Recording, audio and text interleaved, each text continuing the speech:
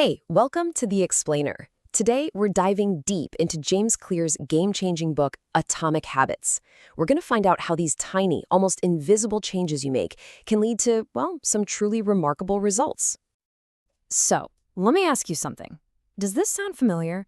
You get all fired up, you set these huge goals, you picture all the bad habits you're finally gonna kick, you tell yourself, okay, this time it's for real. And then a few weeks later, you're kind of right back where you started. So what gives? What's the actual secret to becoming the person you want to be?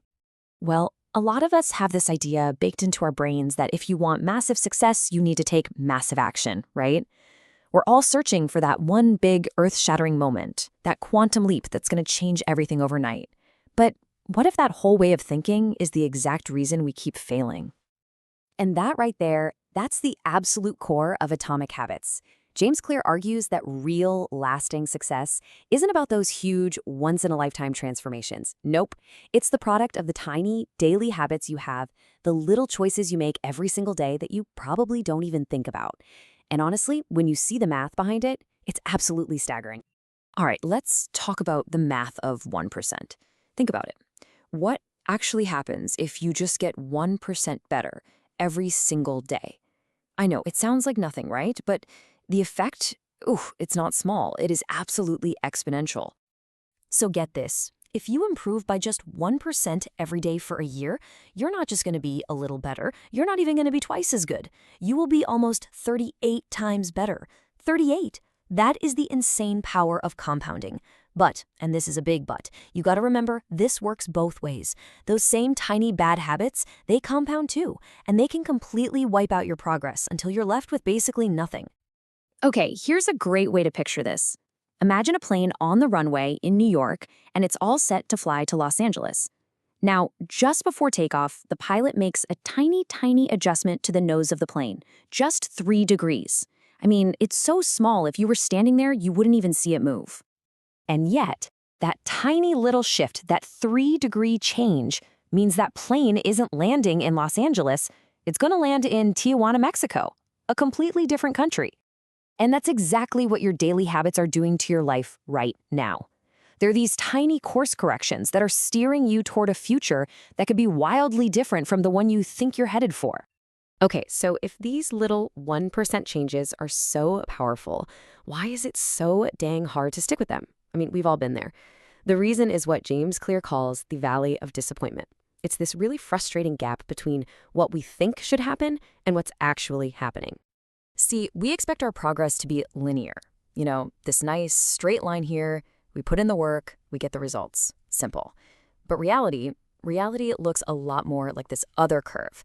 There's this long, flat period at the beginning. That's the valley of disappointment. You're working hard, you're doing the things, but it feels like nothing is happening. And this place right here, this is the danger zone. This is where almost everybody quits. But here's the absolute key you have to understand. That effort isn't wasted. It's not gone. It's just being stored up. It's building potential. Think about an ice cube sitting in a room. You can raise the temperature from 25 degrees to 26, 27, all the way to 31 degrees. And what do you have? You still just have a block of ice. But all that energy is being stored inside.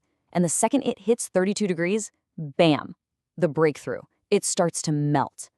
That moment of transformation was only possible because of all the work that came before it, even when you couldn't see a thing changing.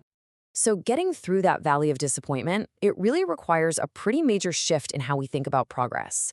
We have to stop being so obsessed with our goals and start focusing on something way more powerful, our systems. This quote right here is honestly one of the most important takeaways from the entire book. Think about it. Winners and losers, they often have the exact same goals, right? Every single athlete at the Olympics wants to win the gold medal. The goal isn't what separates the person on the podium from everyone else. It's their system. So, okay, what's the difference? Well, a goal is the result you want, right? I want to run a marathon. A system, on the other hand, is the process that leads to that result. It's your training schedule, it's what you eat, it's when you go to bed. See, goals are great for setting a direction, but it's the systems that actually get you there. And this leads us to the deepest level of all this. The real point of building good habits isn't just about the stuff you get or what you achieve. It's about who you become. The most powerful kind of change is identity change. The goal isn't just to run a marathon, it's to become a runner. Okay, that all sounds great, but how do we actually do it? How do we build these systems and create habits that stick? Well, this is where James Clear gives us a super simple, super practical toolkit. He calls it the 4 laws of behavior change. Basically, these are the 4 levers you can pull to build any good habit you want, and they line up perfectly with the 4 stages every habit goes through in our brains. There's a cue, then a craving, then a response, and finally a reward. So if you want to build a good habit, you just follow the recipe. Make the cue obvious, make the craving attractive, make the response easy, and make the reward satisfying. It's that simple. And here's a really cool trick for that second law, making it attractive. It's called temptation bundling. It's awesome. You just pair an action you want to do with an action you need to do. So, for example, you tell yourself you're only allowed to listen to your absolute favorite podcast when you're working out. Suddenly, going to the gym doesn't seem so bad, right? It makes the habit you're trying to build way more appealing. And the best part? This whole framework works perfectly in reverse for breaking bad habits. You just flip the laws on their head. You make the cue invisible. You make the craving unattractive. You make the response difficult. And you make the reward unsatisfying. So it's not about gritting your teeth and relying on willpower. It's about designing your environment to work for you, not against you. All right, let's get to what might be the single most practical, most powerful piece of advice in this entire book. Seriously, this is a simple little trick to help you beat procrastination forever. It's called the 2-minute rule, and it is beautifully simple. You take whatever new habit you want to start, and you scale it down until it takes less than 2 minutes to do. The point here, especially at the beginning, isn't about the result. The only goal is to master the art of showing up, of just starting. So instead of a big, vague goal like read every night, your new habit becomes read 1 page. That's it. Anyone can read 1 page, right? There's no way to say no to that. And what you'll find is, once you've read that 1 page, you'll probably keep going, but that's just a bonus. The real win was just opening the book and starting. Or let's say you want to run a marathon. Your new 2-minute habit isn't go for a run, it's just put on your running shoes. That's the whole habit. You do that, you've won for the day. What this does is it creates a gateway habit, a tiny little ritual that makes the next step, actually walking out the door, feel natural and easy. And this is why the 2-minute rule is so incredibly powerful. It's not about the 2 minutes of action. It's about building the identity of a person who is consistent, a person who shows up. It's like pouring the foundation of a house. You can't improve a habit that you haven't even established yet. So in the beginning, your only job is to master the art of showing up. So let's bring it all home. Your habits, they're so much more than just a to-do list. They are, quite literally, the building blocks of who you are.